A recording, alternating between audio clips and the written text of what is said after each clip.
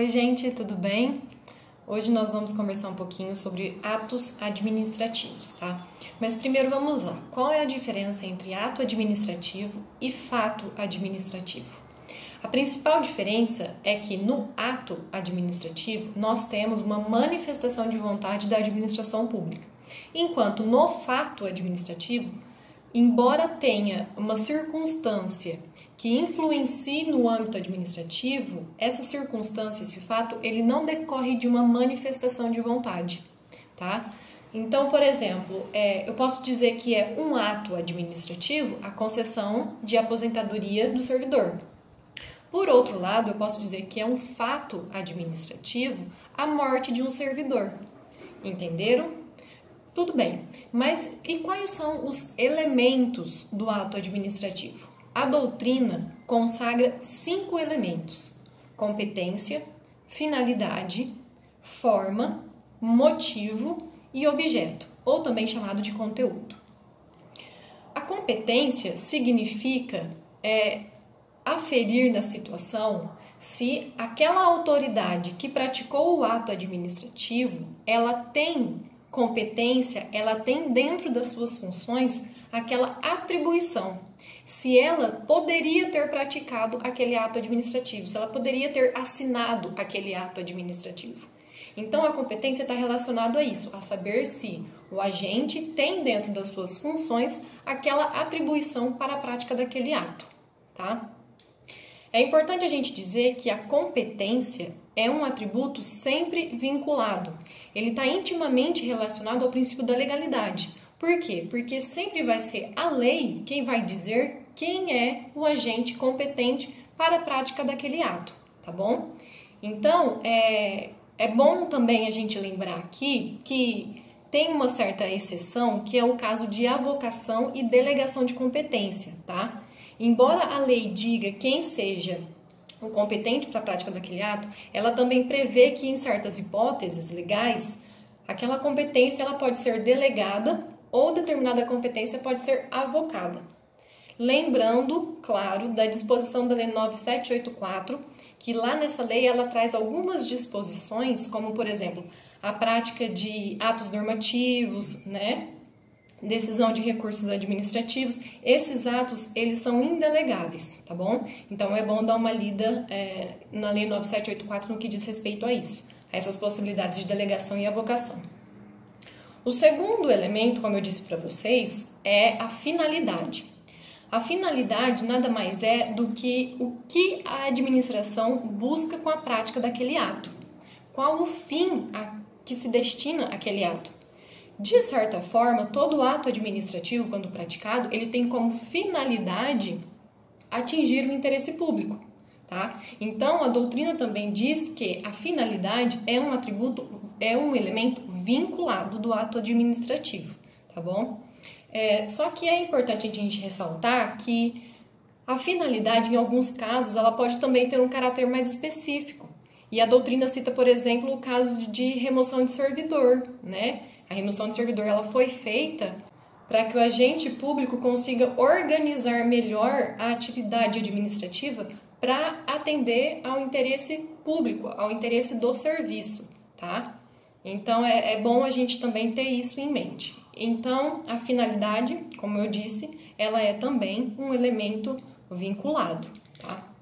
Dito tudo isso, é importante você saber que é um tema que costuma, inclusive, ser muito cobrado em prova, a diferença entre excesso de poder e desvio de poder, tá? Primeiro, tanto o excesso quanto o desvio, eles são espécies do gênero abuso de poder. Então, quando alguém fala abuso de poder, pode estar se referindo tanto a excesso quanto a desvio. Mas qual é a diferença entre os dois? O excesso de poder significa que o agente agiu além da sua competência, fora da sua competência. Já o desvio de poder significa que, embora o agente tenha competência para a prática daquele ato, ele foi praticado com desvio de finalidade. Ele não foi praticado para aquela finalidade prevista na lei. Então, a gente pode dizer que o excesso de poder é um vício de competência. enquanto o desvio de poder é um vício de finalidade. Em ambos os casos, excesso ou desvio, a consequência é a mesma, é a invalidação do ato administrativo, a sua nulidade. O terceiro elemento é a forma. A forma, como o próprio nome já diz, é como o ato administrativo ele se reveste, como ele se mostra, como ele se exterioriza. Via de regra, os atos administrativos eles são praticados de forma escrita.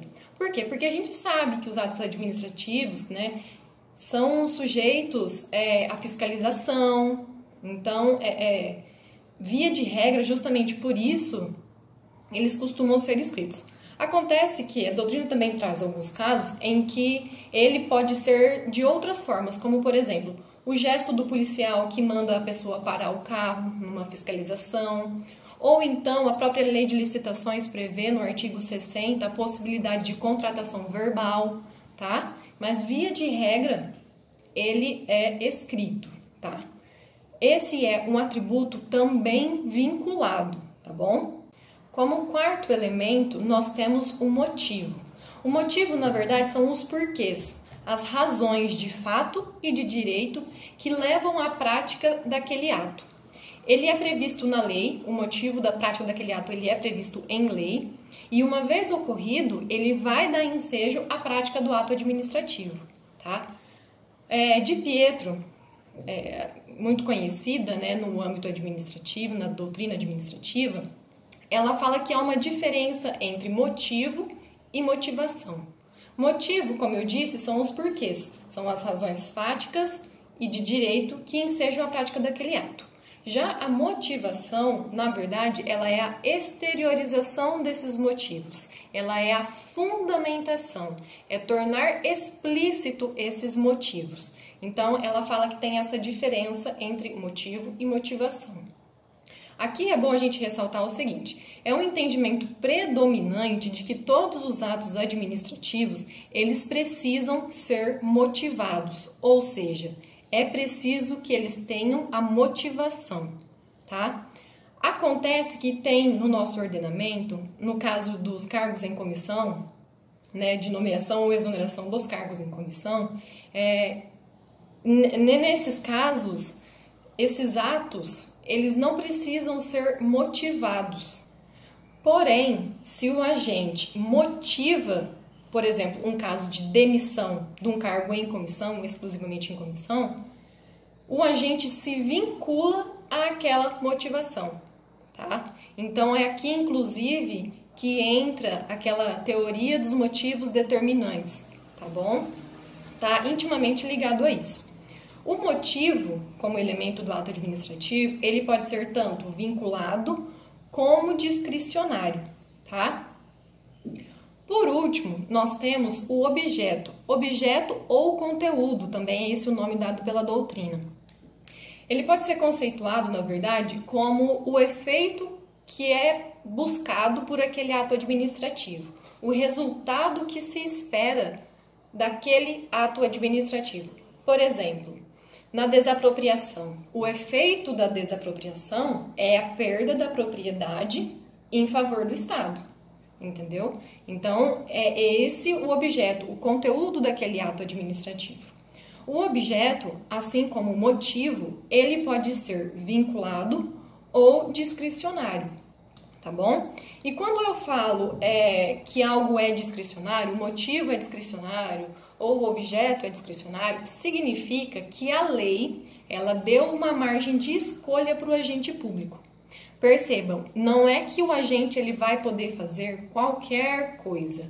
Não. Significa que a lei deu parâmetros para que dentro destes parâmetros o agente possa decidir de acordo com a conveniência e oportunidade. Então, por exemplo, quando a lei fala que a prática de determinado ato pelo servidor público implica em falta disciplinar com uma penalidade de suspensão de até 90 dias, significa que, praticado aquele ato pelo agente, pelo servidor público, a administração ela não vai decidir se ela pune ou não.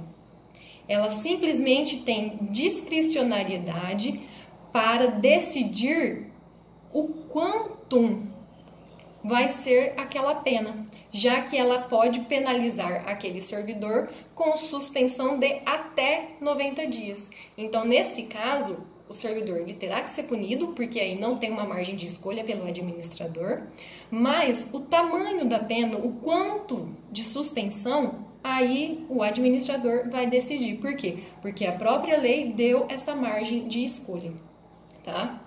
Então, lembrem-se, competência, finalidade e forma são elementos vinculados. Motivo e objeto são elementos vinculados ou discricionários. Então, quando a gente diz que um ato é vinculado, significa que os 5 elementos foram previstos na lei, sem margem de escolha. São elementos mais objetivos.